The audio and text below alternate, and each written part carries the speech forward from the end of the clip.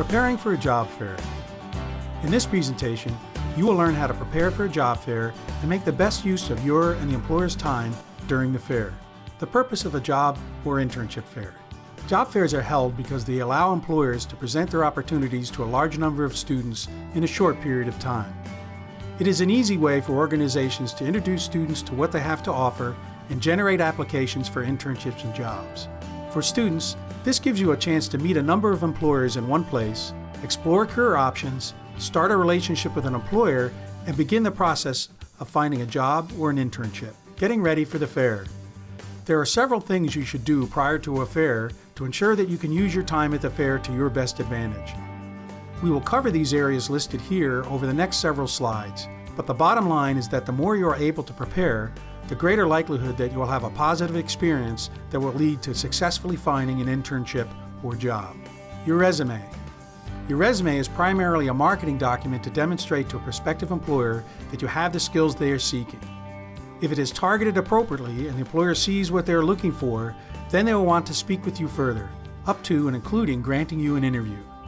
When you get to that point, the resume has done its job.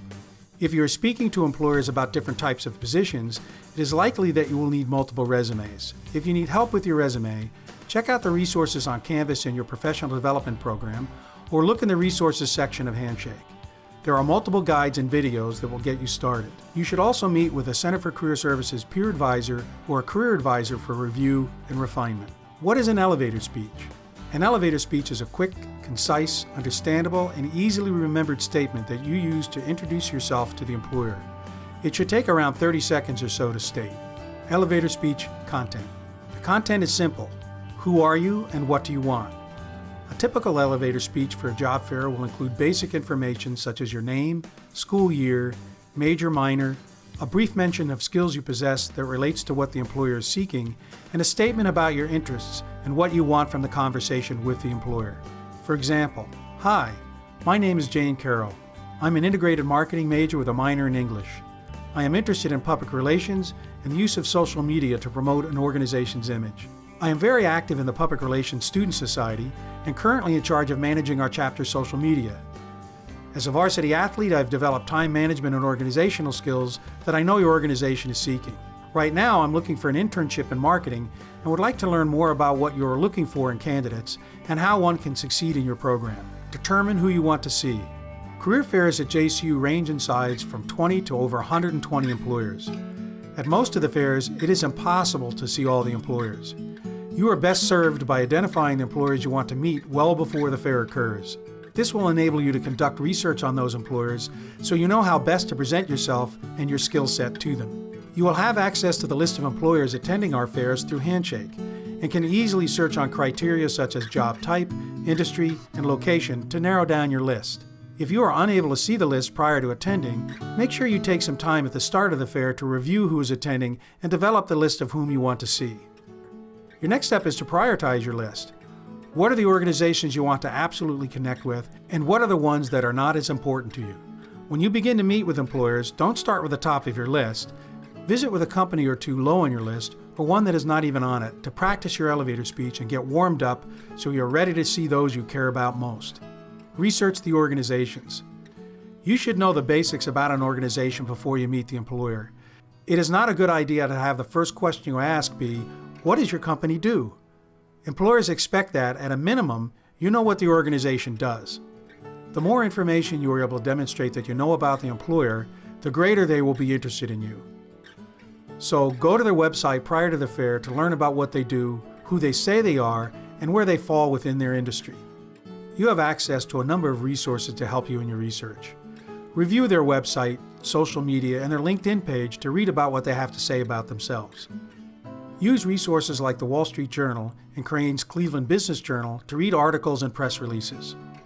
Crunch.com is a great resource to find in-depth information on most mid-sized to large organizations, including links to their social media, recent press releases, and news articles. Glassdoor.com has information on many organizations' cultures and their interview processes. Questions to ask. After your elevator speech, you need to lead with a question to advance the conversation. Your question can be based on your research and should be focused on information you need about the organization or the position you are interested in. If you are there simply for career exploration, you can ask questions about career opportunities. If you are there to find an internship or job, your question should be more targeted and designed to demonstrate your knowledge of the organization, what it does, and the requirements for the position. What to wear to the fair. How you dress for the fair can depend on the reasons you are going and the employers you want to see. Your options are business formal, which means a suit, business casual, which is nice slacks or skirt and a shirt and or sweater, and closed shoes. With smart casual, you can wear nice jeans and open-toed shoes, but dress it up with a sport coat and the like. You can go to a fair casual, but should dress on the nicer casual side. If you are looking for a job or internship, then dress on the more formal side for the field or industry. For business and finance companies, that means a suit. For other fields like communications, marketing, STEM, education, or nonprofit, business casual is appropriate. If you are unsure, dressing more formally is better than dressing too casually. Regardless of how you dress, keep perfume, cologne, and jewelry to a minimum. Make sure belts match shoes in color. Hair should be out of your face, and beards and mustaches should be trimmed. The bottom line is this: the focus should be on you, not on what you are wearing. At the fair. When you go to the fair, make sure you bring multiple copies of your resume just in case an employer asks to see it. Carry the resumes unfolded in a portfolio. Remember, don't start the fair speaking with your employers of greatest interest. Get yourself warmed up first with the employers lower on your list. If you are unsure how to get started, eavesdrop on other students talking to employers. You will likely find that talking to employers is a fairly easy thing to do. Make sure you approach employers on your own. If you walk up in a group, the employer will not be able to focus on you, which is exactly what they are wanting to do. Make sure you take notes after each conversation so you can more easily recall what the employer said. It is easy to get things mixed up after you have spoken with several employers. Make sure you ask for the employer's business card or contact information so you can send a thank you and follow up. Finally, help your fellow Blue Streaks. If you meet an employer that you know would be a fit for a friend, make sure to tell your friend to visit that recruiter while at the fair. After the fair, send a thank you to the employers with whom you met. Make sure you connect with them on LinkedIn and apply for the jobs and internships you're interested in.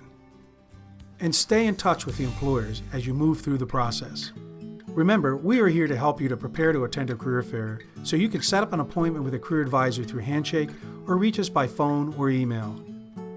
The Center for Career Services' goal is to help you make career-related decisions, develop your skills to achieve your goals, and connect you to opportunities.